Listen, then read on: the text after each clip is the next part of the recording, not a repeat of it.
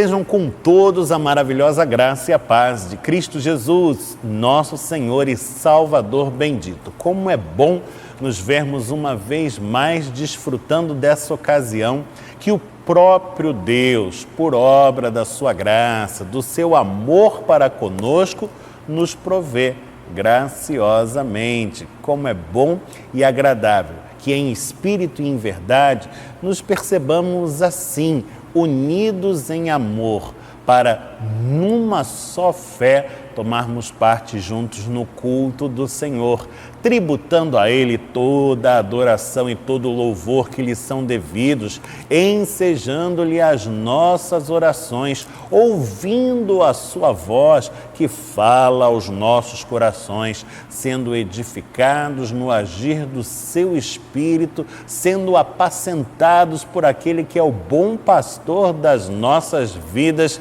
experimentando a sua paz que preenche-nos o ser e nos alegra o coração.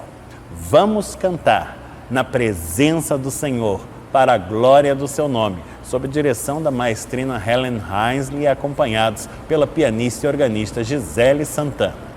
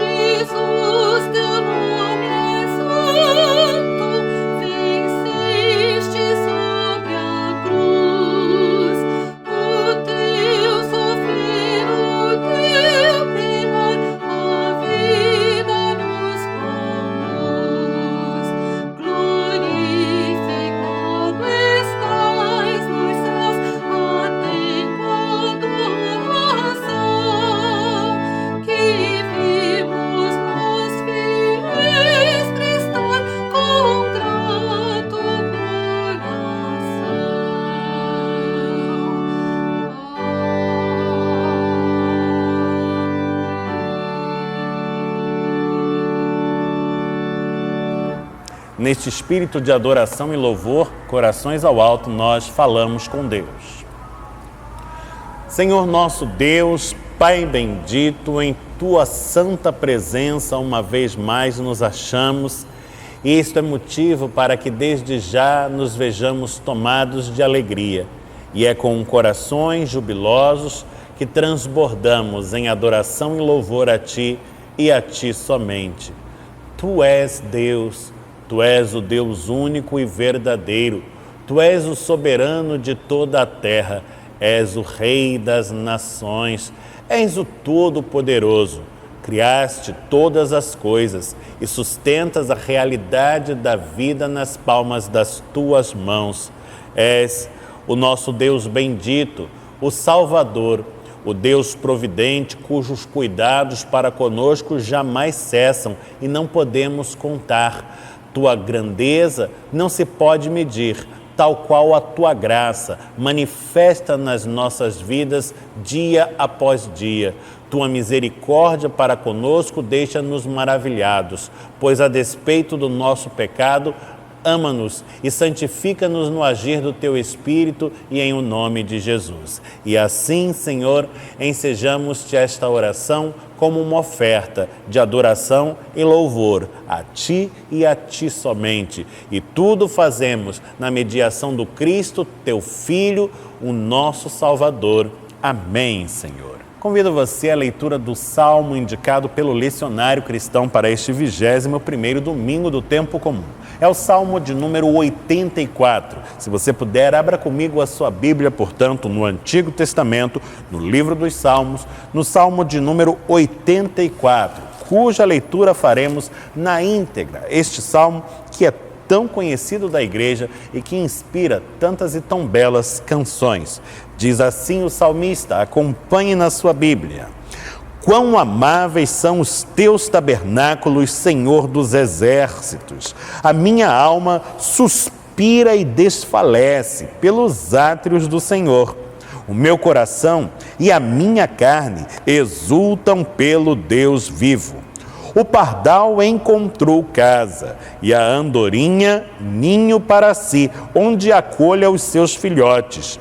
Eu, os teus altares, Senhor dos exércitos, Rei meu e Deus meu. Bem-aventurados os que habitam em tua casa, louvam-te perpetuamente. Bem-aventurado o homem cuja força está em ti, em cujo coração se encontram os caminhos aplanados, o qual, passando pelo vale árido, faz dele um manancial. De bênçãos o cobre a primeira chuva. Vão indo de força em força. Cada um deles aparece diante de Deus em Sião. Senhor, Deus dos exércitos, escuta-me a oração. Presta ouvidos, ó Deus de Jacó. Olha, ó Deus, escudo nosso, e contempla o rosto do teu ungido. Pois um dia nos teus átrios vale mais que 1000. Prefiro estar à porta da casa do meu Deus a permanecer nas tendas da perversidade. Porque o Senhor Deus é sol e escudo. O Senhor dá graça e glória. Nenhum bem sonega aos que andam retamente. Ó Senhor dos exércitos, feliz o homem que em ti confia. Bendito seja o Senhor pela sua santa palavra. Amém. A palavra dada a nós por intermédio do salmista chega nos trazendo-nos uma poderosa mensagem. Ela nos fala não apenas da grandeza do Senhor, mas de toda a sorte de bem que Ele tem a prover àqueles que são seus, que são objeto do seu amor. A palavra nos fala do quão bom, do quão agradável, do quão desejável é que nos abriguemos debaixo da sua guarida.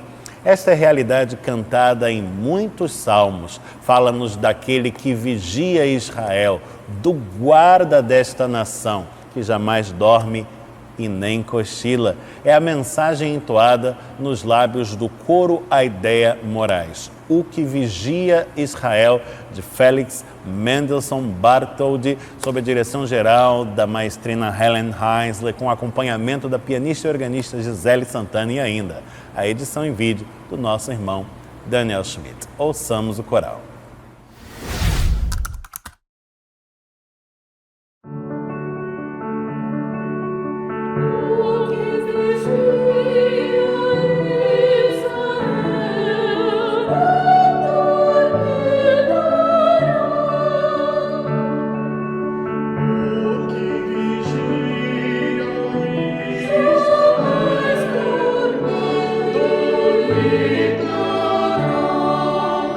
Oh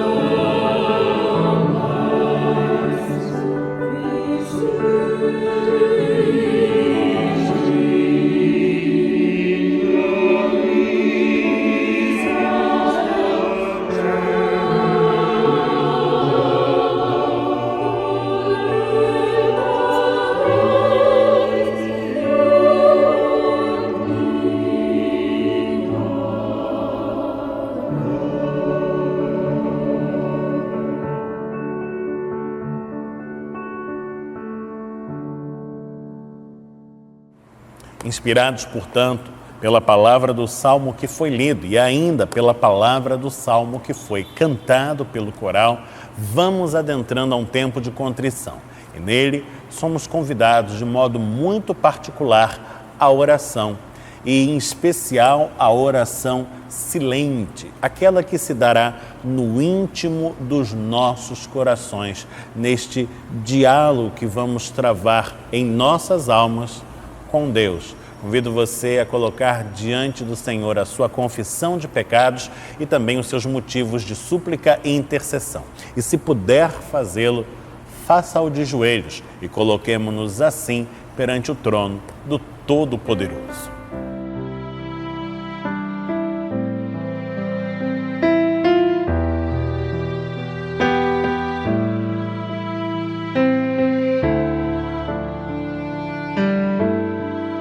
Senhor nosso Deus, nosso Pai bendito, Tu sabes de todas as coisas, Senhor, e sabes inclusive daquilo que se passa no íntimo dos nossos corações. Tu sabes que muitas vezes tropeçamos, até mesmo em pensamento, e isto não é agradável aos Teus olhos, nem tampouco a nós, que amamos a Tua lei e odiamos o pecado. No entanto, nele muitas vezes incorremos, até mesmo involuntariamente. E é por isto, Senhor, que tomados pela vergonha e constrangidos pelo Teu amor, nos quedamos aos Teus pés, fazendo-Te humilde confissão e rogando-Te pela Tua misericórdia, em nome de Jesus. E temos por certo que és benigno, misericordioso e perdoador, e que, portanto, nos renovas na Tua graça e no Teu perdão, outorgando-nos assim a novidade de vida que só Tu podes nos prover, e dando-nos condições de, no agir do Teu Espírito, sermos empregados por Ti mesmo em toda sorte de boa obra. Que assim seja, que a santificação se dê em nós, portanto, por meio da Tua graça, e que em o nome de Jesus saiamos a levar adiante a mensagem do Evangelho, proclamando ao mundo o Teu amor pelos homens, para que Tu sejas eternamente glorificado e para que o Teu povo seja abençoado. Toma-nos, portanto, nas Tuas mãos, unge-nos, capacita-nos e usa-nos, Senhor. Esta é a nossa oração. E nós oramos no nome santo do Cristo, que é Jesus, Teu Filho, o Salvador bendito. Amém, Senhor. É chegado o momento do ofertório e temos nele ocasião oportuna para reafirmarmos o nosso compromisso e fidelidade através da entrega de dízimos e ofertas para com o Deus que é fiel e a causa do seu reino. Nossa instituição tem lidado com muitas demandas que lhe chegam, além daqueles compromissos ordinários que já possui, e tem feito frente a todas estas coisas, contando sempre com a assiduidade dos seus membros no honrar os seus próprios compromissos pessoais. Sigamos, portanto, zelosos para que a Igreja continue, portanto, tendo bom êxito e dando bom testemunho conforme o chamado que recebeu do Senhor. E você participa deste ato através dos meios eletrônicos e digitais disponíveis para este fim, fazendo o seu depósito, a sua transferência da forma mais segura. Nesta hora, na tela do seu monitor, você encontra os dados da nossa conta corrente. Participe, seja uma bênção e que assim Deus a todos nós abençoe. Vamos orar e pedir a Ele que, com o seu poder, consagre todos esses recursos. Senhor nosso Deus, Pai bendito, tudo vem das Tuas mãos. E é graças à Tua providência que temos encontrado sustento dia após dia, passo após passo, nesta jornada da vida contigo. Tu és o nosso bom pastor e contigo nada nos falta. Verdadeiramente nos tens conduzido às pastagens verdejantes, tens nos dirigido às águas de descanso, tens provido refrigério às nossas almas e nos conduzido, portanto, por veredas de justiça, por amor do teu nome. Louvado sejas, ó Deus. Nós te rogamos que continues a mostrar-nos o teu favor, dando-nos sempre condições de nos vermos assim, engajados, empenhados na causa do teu reino, servindo-te com liberalidade e alegria como requeres, e que através de nosso serviço a tua igreja seja abençoada e nos tornemos, portanto, uma bênção na vida de muitos. Esse é o nosso desejo e essa é a nossa oração, rogando-te, portanto, que consagres os dízimos e as ofertas do teu povo. Oramos no nome santo de Jesus Cristo, o nosso Senhor. Amém. Convido você a cantarmos mais uma vez, sob a direção da maestrina Helen Heisley, acompanhados pela pianista e organista Gisele Santana. Cantemos.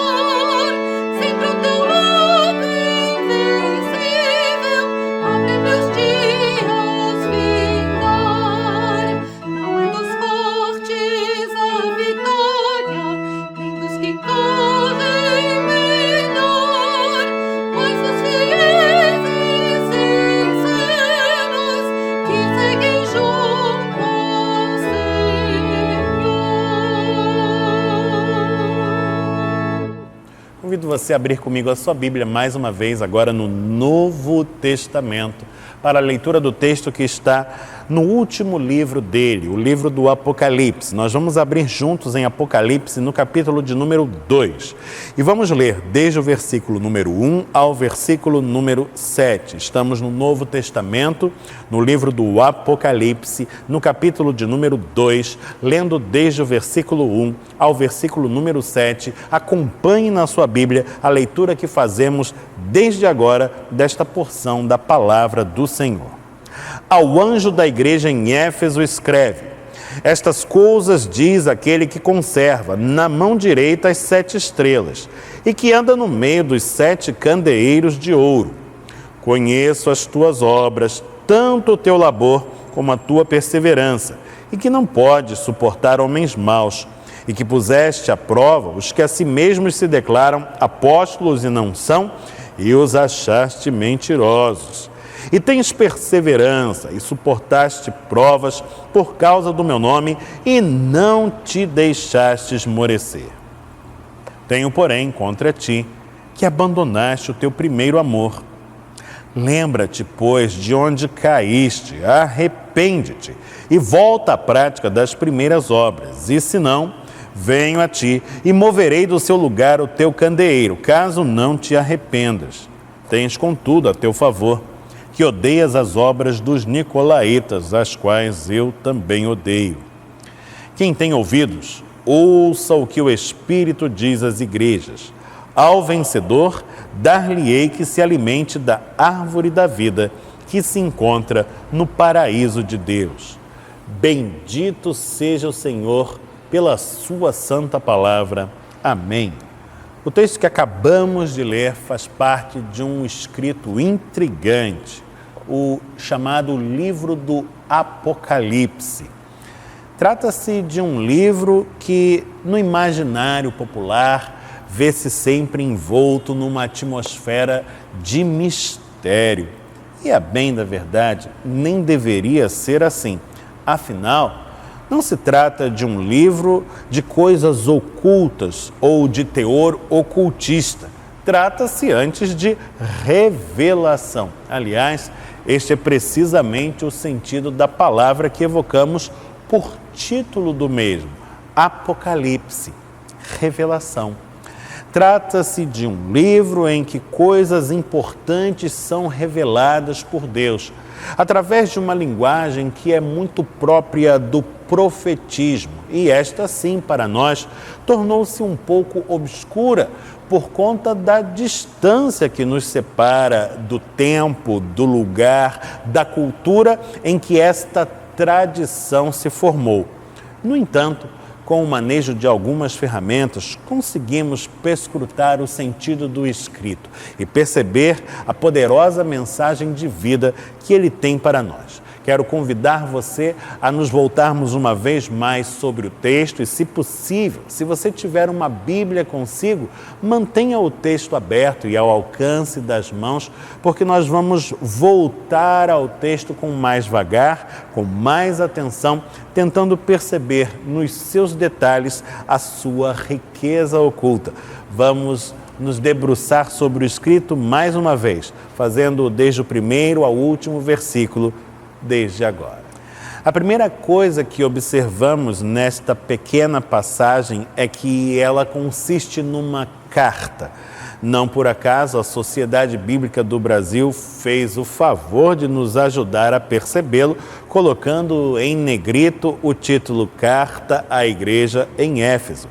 Trata-se precisamente disto, de uma carta endereçada a uma comunidade cristã localizada ali na região da Ásia Menor, precisamente nesta conhecida cidade, a cidade de Éfeso, onde estava situada, portanto, a comunidade, a Igreja dos Efésios. Ora, a carta é endereçada à igreja e, em particular, ao seu anjo, e talvez pudéssemos evocar aqui a figura da sua liderança, e ela principia nestes termos. Versículo 1. Estas coisas diz aquele que conserva na mão direita as 7 estrelas e que anda no meio dos 7 candeeiros de ouro. Veja que aqui está a identificação do remetente da carta, quem a está enviando, ou antes, ditando-a, porque sabemos que quem colocou o texto por escrito se identifica como João. Mas este que está ditando o escrito, por assim dizer, se apresenta nestes termos, como alguém que conserva na mão direita as 7 estrelas e que anda no meio dos candeeiros de ouro. Decifrar esta figura não é tão difícil assim, já que ela é explicada no capítulo anterior.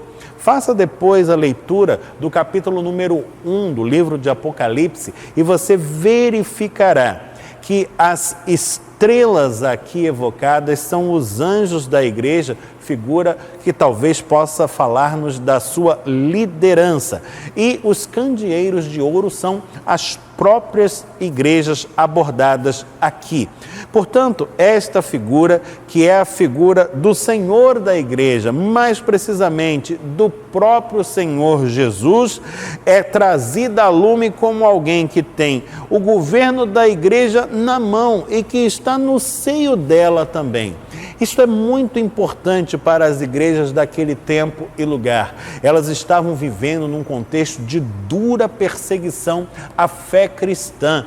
E esta mensagem sinaliza que jamais o povo de Deus esteve ou estará abandonado, esquecido. O seu Senhor não está distante. O Senhor Jesus, ainda que as circunstâncias pareçam dizer-nos o contrário, é aquele que tem a igreja na sua mão e que ao mesmo tempo está dentro da sua realidade, está no seio dela, envolvido com ela, jamais distante, jamais alheio.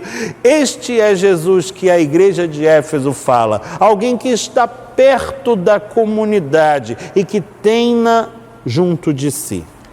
E é este mesmo Jesus quem declara, verso 2, eu conheço as tuas obras. Eu não estou distante, eu não estou alheio, eu estou aqui, perto de vocês e estou familiarizado com o que se passa entre vocês. E então começa uma lista de coisas a destacar e todas elas são coisas apreciáveis, dotadas de virtude e de valor. Veja, a primeira delas, conheço as tuas obras. Esta é uma igreja que tem obras, que tem atuado, é uma igreja que está laborando. Isto por si só já é algo digno de nota.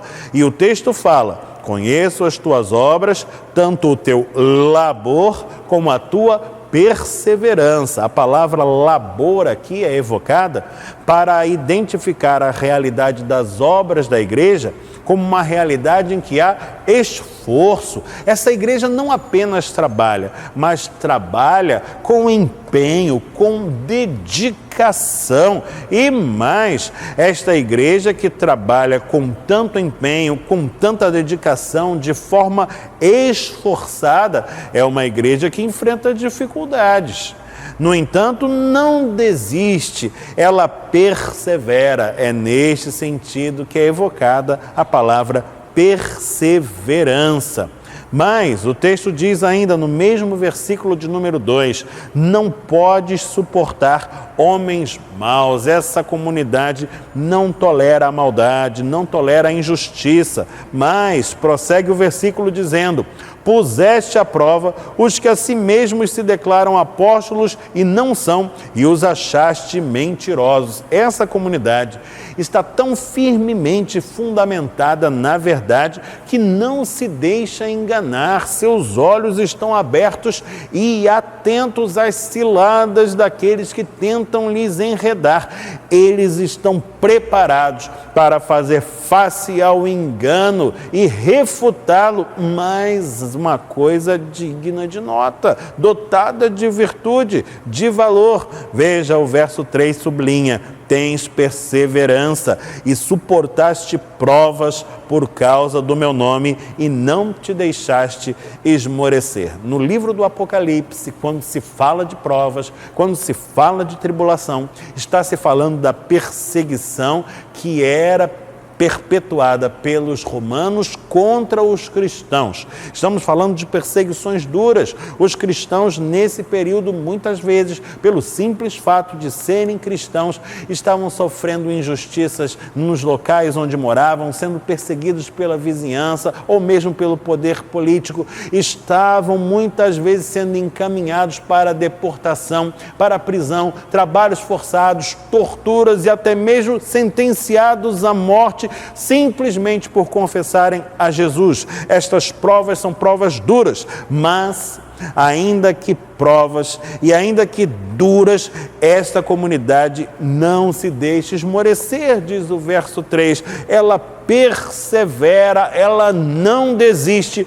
Tudo isso é dotado de muito valor. E quando vamos lendo essa descrição daquilo que é peculiar a essa igreja, nós nos tornamos encantados com ela. E de uma certa forma desejamos isso para nós também. Queremos ser assim, queremos ser capazes de prover tão bom testemunho aos olhos do Senhor. Mas, como se diz, nem tudo são flores. Perfeição só no céu. E essa igreja tem sim algo que depõe contra a comunidade e que precisa ser mudado. E não é questão de somenos, é questão séria, é questão fundamental. É algo de que não se pode prescindir e, no entanto, em Éfeso estava faltando. E isso está apontado desde o verso 4, onde se diz: tenho, porém, contra ti uma coisa. Tenho, porém, contra ti que abandonaste o teu primeiro amor. Vamos tentar imaginar o que estava acontecendo com aquela comunidade. A ideia do primeiro amor é a ideia de um amor mais intenso, mais encantado, mais apaixonado. Algo que nos impulsiona. Essa igreja havia esfriado desse amor. A comunidade já não experimentava mais esse ardor primevo. No entanto, continuava a fazer tantas coisas e a realizar tantos feitos. Como pode isto? Bom, pode na medida em que nós assimilamos certas fórmulas, certos comportamentos e vamos repetindo os padrões. Entendemos que eles são importantes, entendemos que é assim que deve ser, assim era feito antes de nós e assim continuaremos a fazer. Mas na medida em que tudo isso vai se tornando puramente mecânico e mesmo frio, na medida em que nos lançamos ao automático, o que é fundamental se perde.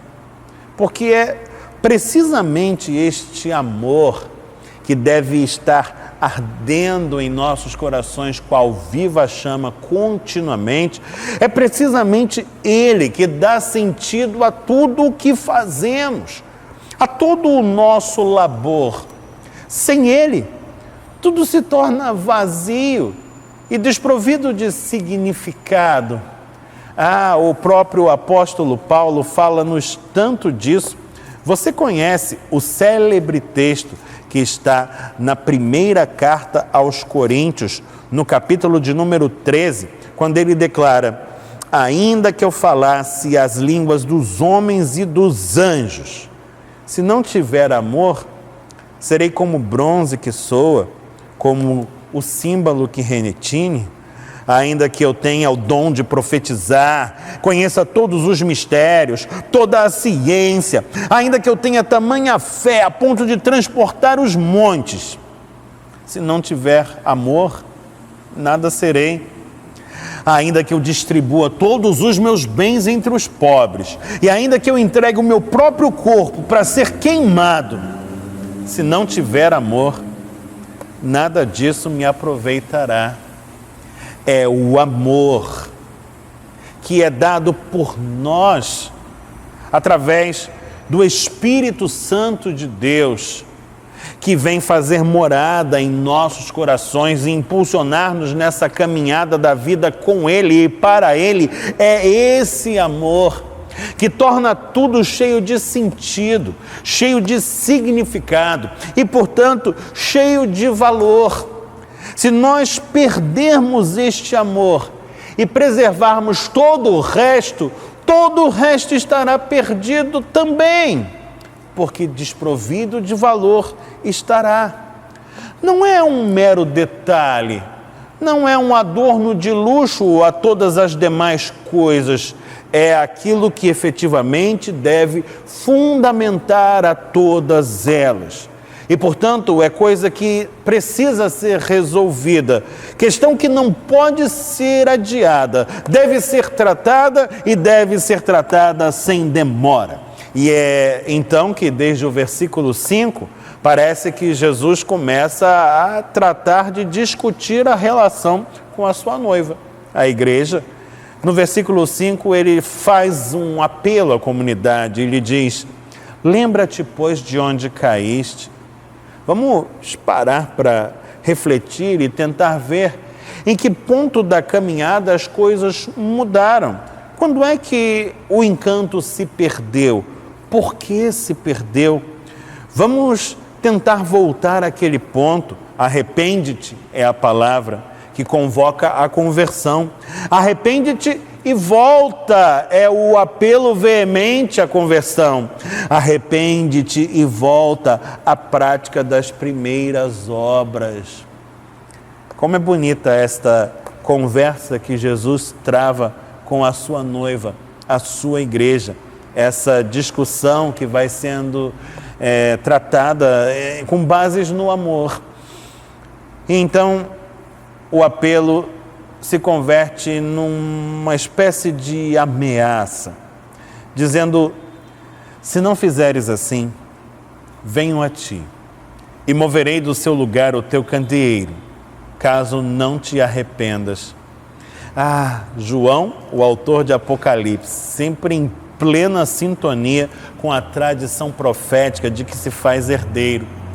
Os profetas clássicos são aqueles que estão sempre apelando à conversão sob a ameaça do juízo. E fazem isto não porque creem num Deus terrível, temível, assustador. Não, o Deus dos profetas não é o Deus que ameaça, mas é o Deus que, por todas as formas, apela à conversão. E fala-nos da necessidade imperativa de mudarmos de conduta para que não nos percamos por todo. A palavra aqui é um apelo último e veemente à mudança.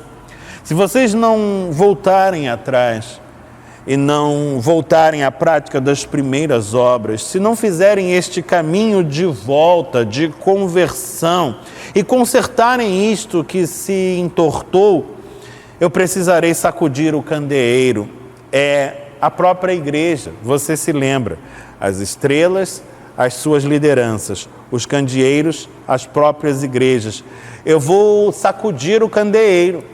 A realidade da igreja vai se agitar, vai se sacudir, será abalada, porque as coisas não podem continuar desta forma. Se o amor se perder, tudo se perderá com ele. Nós não podemos prosseguir sem amor, sem que essa chama arda em nosso peito, porque é nesta chama e neste ardor que está a essência da própria vida. Sem o amor, ainda que façamos tantas e tão belas coisas, não estaremos vivos verdadeiramente. Antes, arrastando a guisa de vida uma morte pesada sobre os ombros. É preciso voltar atrás. É preciso redescobrir o amor. A igreja tinha tanto a seu favor. Até neste último instante entra um elogio. No versículo 6, tens a teu favor que odeias as obras dos nicolaítas, as quais eu também odeio. Está tudo indo tão bem, está tudo caminhando numa direção tão boa, mas está faltando o essencial.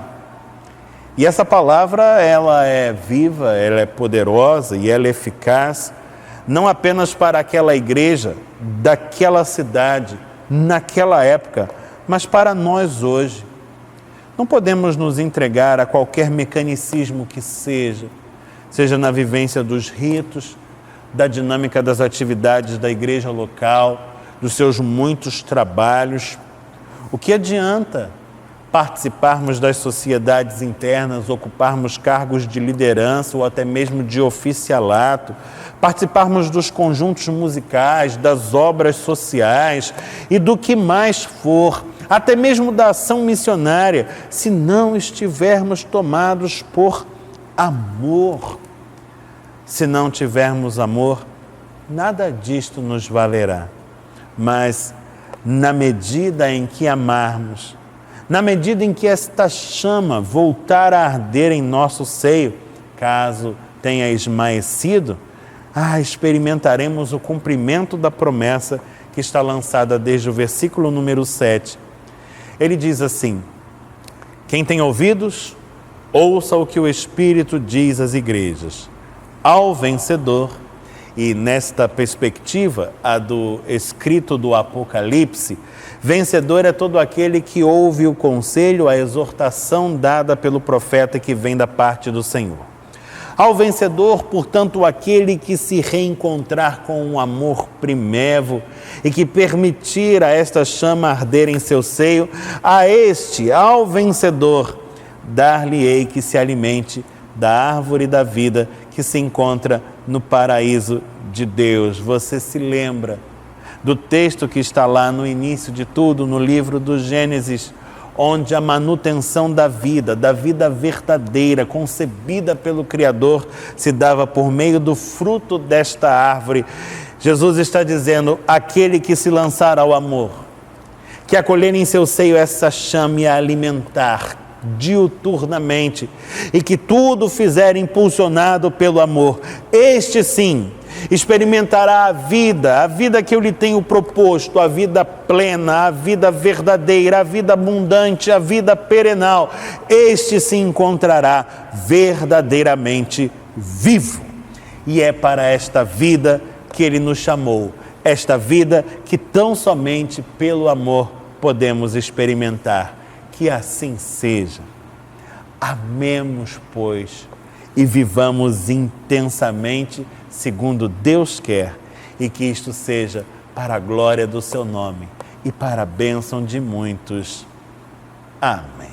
O nosso culto matutino dominical das 10h30 do último domingo, em modalidade presencial, tivemos a alegria de receber como convidada especial a musicista Patrícia Bretas, pianista de renome internacional, professora da Universidade Federal do Rio de Janeiro, de sua escola de música.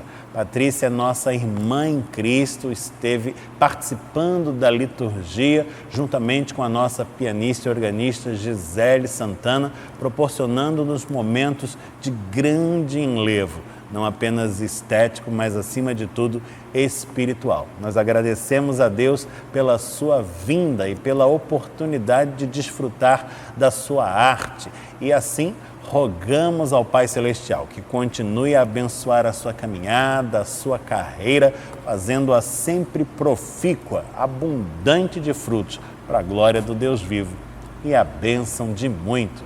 No último dia 14 de agosto, marcando a passagem do mês das missões e do presbiterianismo nacional, a nossa União Presbiteriana de Homens, a UPH Copacabana, proporcionou-nos uma belíssima programação, um encontro com um dos representantes da APMT, a Agência Presbiteriana de Missões Transculturais, o presbítero Ezequias Costa Salles, que nos falou um bocado do trabalho que a nossa agência tem realizado em nome da Igreja Presbiteriana do Brasil e, portanto, de todos nós, na proclamação do Evangelho junto a comunidades, a povos ainda não alcançados por ele. Tivemos a alegria de contar com pastores que somaram-se a nós neste encontro, dentre eles o reverendo Cid Pereira Caldas, presidente do Sínodo do Rio de Janeiro, e o reverendo Marcelo Elisiário Vidal, secretário presbiterial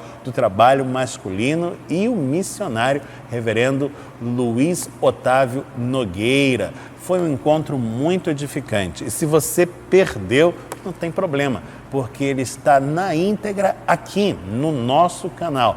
Basta clicar a nossa lista de vídeos e você o identificará ali e poderá desfrutar deste tempo de aprendizado, de edificação pessoal, de crescimento naquilo que Deus nos concedeu. Assista o vídeo, curta e compartilhe com quem você ama e seja assim uma bênção e ajude a levar adiante a mensagem do Senhor. Aliás, o nosso canal aqui na plataforma YouTube só tem crescido.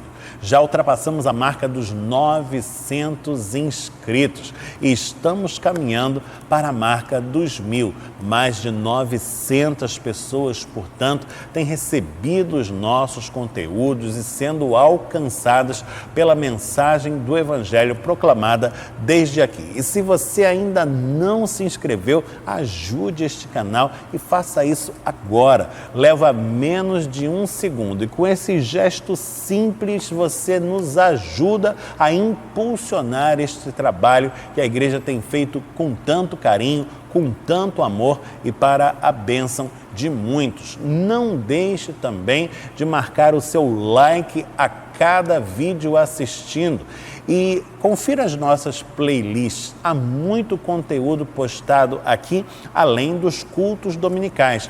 Temos a série de mensagens diárias Minuto nas Escrituras, temos ainda os conteúdos musicais com destaque para o trabalho feito pelo Coro A Ideia Moraes em formato digital e ainda muito mais. Confira, compartilhe com quem você ama, engaje-se e assim seja você também uma bênção na vida de muitos. Para a glória do Senhor Jesus. Chegamos ao final de mais esta celebração. Eu convido você à oração final. Nós vamos falar com Deus usando a prece que aprendemos do Senhor Jesus. E em seguida, vamos receber a sua bênção que há de nos acompanhar por toda a semana que começa. Feche os seus olhos, corações ao alto, falemos com Deus. Pai nosso que estás nos céus, santificado seja o teu nome. Venha o teu reino, seja feita a tua vontade, assim na terra como no céu. O pão nosso de cada dia nos dá hoje. Perdoa-nos as nossas dívidas, assim como nós perdoamos aos nossos devedores. Não nos deixes cair em tentação, mas livra-nos do mal, pois teu é o reino, o poder e a glória para sempre. Amém. Receba a bênção do Senhor. Que o Senhor te abençoe e te guarde. Que o Senhor faça resplandecer o rosto sobre ti e tenha misericórdia de ti. Que o Senhor sobre ti levante o rosto e te dê paz. E que a graça de nosso Senhor e Salvador, Jesus Cristo, o amor de Deus, o Pai Celeste, e a comunhão do Espírito Santo permaneçam sobre todos, hoje e eternamente. Amém.